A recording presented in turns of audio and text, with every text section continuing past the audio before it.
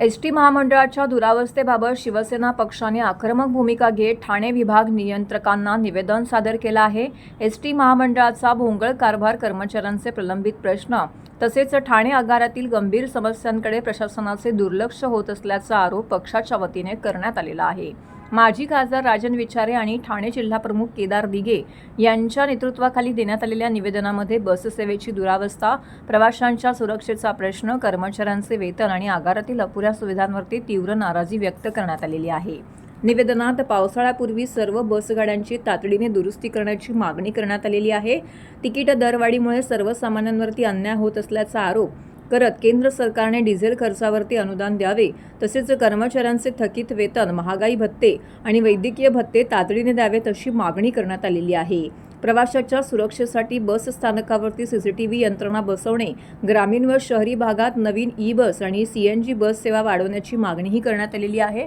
ठाणे आगारातील समस्यांवरती प्रकाश टाकताना निवेदनामध्ये म्हटले आहे की आगार परिसरामध्ये महिलांसाठी स्वच्छ शौचालयाची कमतरता आहे, हॉकर्सचा त्रास वाढला आहे, डेव्हिड मशीन बंद अवस्थेमध्ये आहेत आणि रात्रीच्या वेळी गुन्हेगारीचे प्रकार देखील वाढत आहेत। तसेच वंदना एसटी स्टँडच्या रखडलेल्या विकास कामांवरही प्रश्नचिन्ह उपस्थित करण्यात आलेले आहे।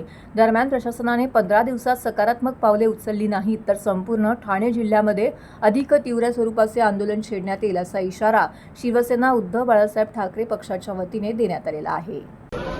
कोण त्याला जबाबदार उद्या पुढे उद्या काय हे पडलं, उद्या कोण ह्याच्यामध्ये प्रवासी हे झाला त्याला जबाबदार कोण? काय करून घ्यायला लावतो? आज आम्ही येणार म्हणून तुम्ही काम सुरू केलं, तुम्ही एवढे दिवस काम बंद होतं।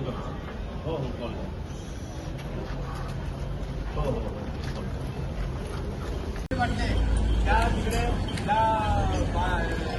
कॉलेज आहे, कॉलेजमध्ये महिलांना फ्री आहे आणि तो पैसे घेतो तिकडून। सगळीकडे घेतो तर तिकडे पण घेतो पैसे,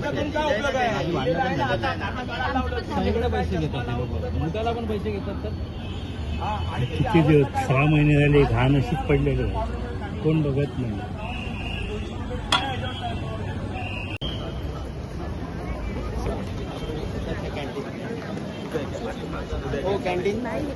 हो, तुम्ही कोणतरी महिलांनी जायला पाहिजे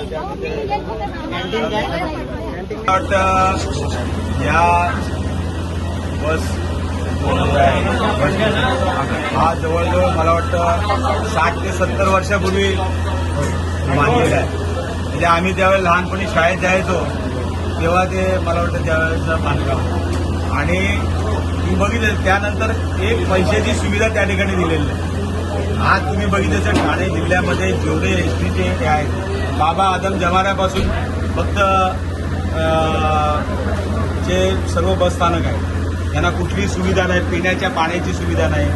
त्या ठिकाणी जे टॉयलेट आहे महिलांना मोफत त्या ठिकाणी हे आहे, आणि त्या ठिकाणी तो कॉन्ट्रॅक्टर जे स्वच्छतागृह आहे त्या ह्याच्यामधला कॉन्ट्रॅक्टर महिलांकडून पैसे घेतो, आणि हे झोपलेले आहेत इथले मॅनेजर। आज इकडची अवस्था बघितली, ज्येष्ठ नागरिकांकडून 200 रुपये घेतले जातात, 500, आणि ते ऍक्च्युली तसं बघितलं तर फ्री आहे। तुम्ही ऑनलाईन करा ना, तुम्ही मला जर हे जमत नसेल तर किती वेळ लागतो त्याला? आधार कार्डची प्रोसिजर पण तुम्हाला माहिती आहे। आधार कार्ड आपल्याला 2 ते 3 दिवसामध्ये आधार कार्ड मिळू शकतो।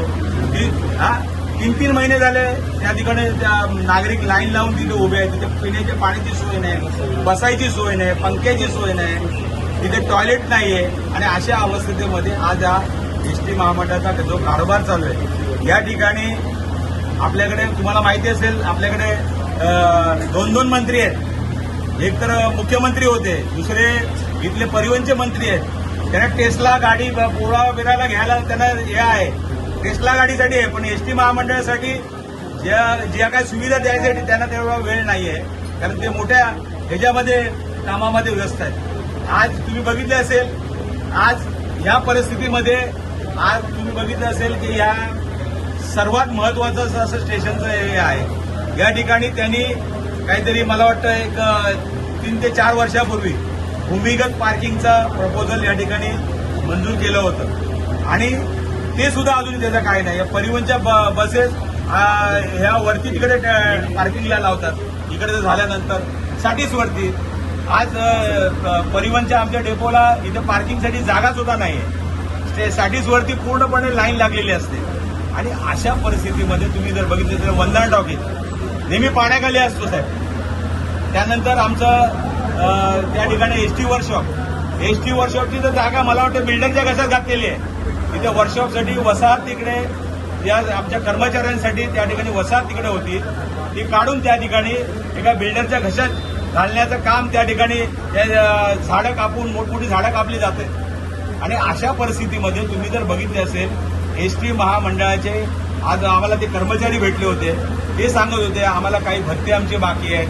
कोरोना काळामध्ये या मंडळीने काम केलं त्याचा सुद्धा अजून भत्ता मिळालेला नाही. आणि आज तुम्ही बघितलं तर महागाई भत्ता मिळालेला नाही. असे कित्येक त्यांचे प्रश्न आहेत. आज तिकडे बघितलं असेल कर्मचारी आहेत ते जुन्या धोकादायक इमारतीमधून काम करत आहेत. कधी ते स्लॅब कोसळेल सांगता येत नाही. त्याबरोबर मला वाटतं प्रवासी सुद्धा त्यामध्ये दगावतील, ज्येष्ठ नागरिक असतील किंवा महिला असतील किंवा लहान मुलं असतील. अशा पद्धतीने संबंध तुम्ही बघितलं असेल हे संबंध वाटोळं करण्याचं काम या माध्यमातून हे सरकार करते. या ठिकाणी दुर्दैव आहे या ठाण्याचं. या ठाण्याला मुख्यमंत्री सुद्धा लाभले होते, या ठिकाणी परिवहन मंत्री सुद्धा या ठिकाणी आहेत. परंतु आज संबंध ठाणे जे आहे हे बेदखल झालेले आहे. आणि या ठाण्यामध्ये तुम्ही आज जर बघितलं असेल ह्या संबंध तुम्ही एसटीचा जो कारभार बघितला असेल ते मला वाटतं त्यांना वेळ नाहीये आणि मला वाटतं त्यांना घरी बसवायला पाहिजे. या निमित्ताने मी त्यांना इशारा देतोय की आज जर या 15 दिवसामध्ये हे जर व्यवस्थित झालं नाही तर मला असं वाटतं की या ठिकाणी परत एकदा आम्हाला रस्त्यावर उतरून आंदोलन करावं.